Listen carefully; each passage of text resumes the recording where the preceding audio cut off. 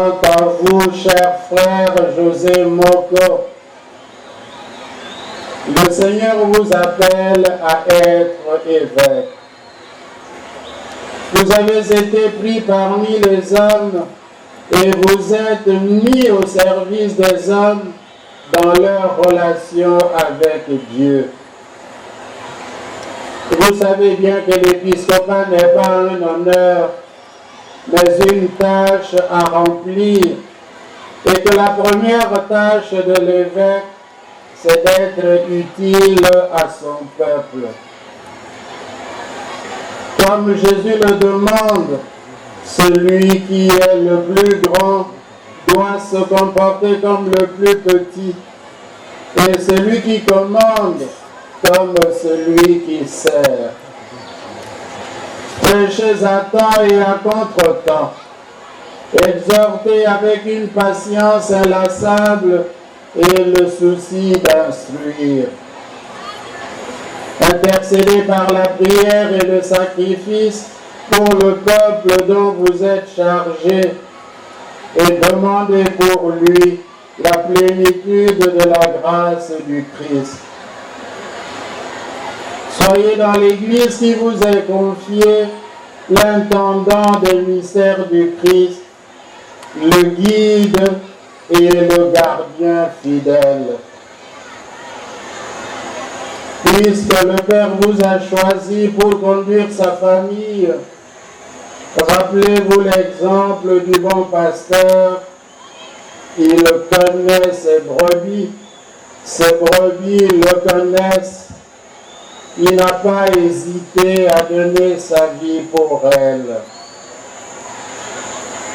Aimez à la fois comme un père et comme un frère tous ceux que Dieu vous confie, et d'abord les prêtres et les diacres, vos compagnons de service dans le Christ, mais aussi les pauvres et les faibles, les voyageurs et les étrangers.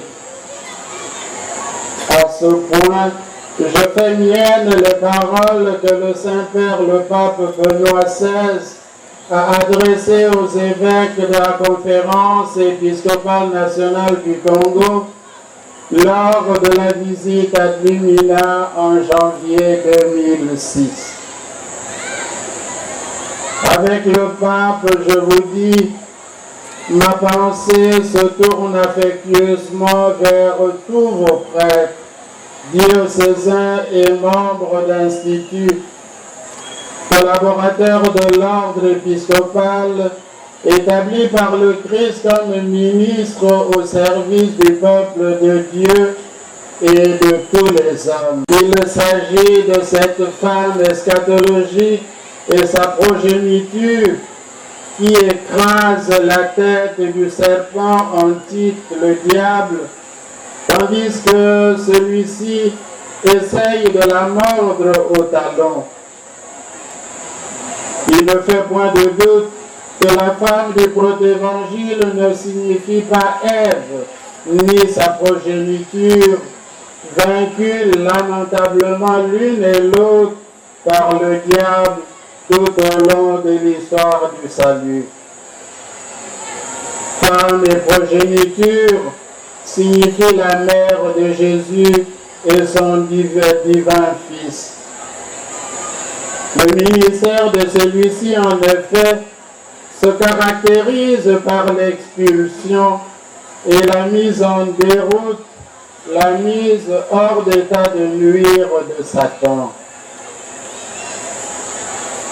Effectivement, cette femme qui reçoit une place inaccessible au dragon et son enfant, le berger de toutes les nations, enlevé auprès de Dieu, correspondent à la femme du protévangile et à sa progéniture. Comment ne pas reconnaître en cette femme la nouvelle Ève, la Vierge Marie, modèle de l'Église, victorieuse comme elle de toutes les forces du mal. Cher frère José, cette mission confiée aux apôtres de lutter contre Satan et ses suppôts est plus actuel que jamais dans notre pays, où le satanisme et les antivaleurs contraires à l'Évangile, jadis éradiqués par l'annonce de la bonne nouvelle, font aujourd'hui un retour au galop absolument inquiétant. Que de prêtres se sont assignés comme mission de débusquer, disent-ils, les sorciers et de pratiquer des exorcismes anarchiques, alors que tout exorcisme suppose une faculté spéciale accordée par l'évêque diocésain. Ils oublient que selon la tradition africaine, ce sont les personnes initiées à ces pratiques occultes qui repèrent leurs congénères. Faut-il croire que ces prêtres sont des personnes initiées aux pratiques occultes traditionnelles? Et comment pourraient-ils chasser Satan s'ils font partie des siens?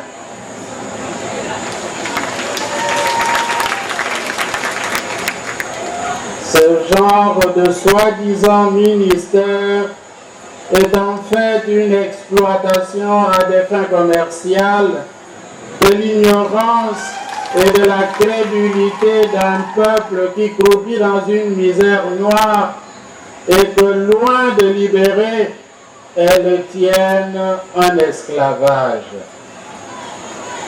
Voilà pourquoi, cher frère José, votre épiscopat vous invite à être un serviteur de l'Évangile pour l'espérance du monde. Puisse votre saine doctrine être une lumière qui aide les fidèles à discerner le bon grain des livrets et la lumière du Christ des ténèbres du péché. Puisse votre ministère épiscopal être pour le peuple qui vous est confié une source d'espérance et de libération.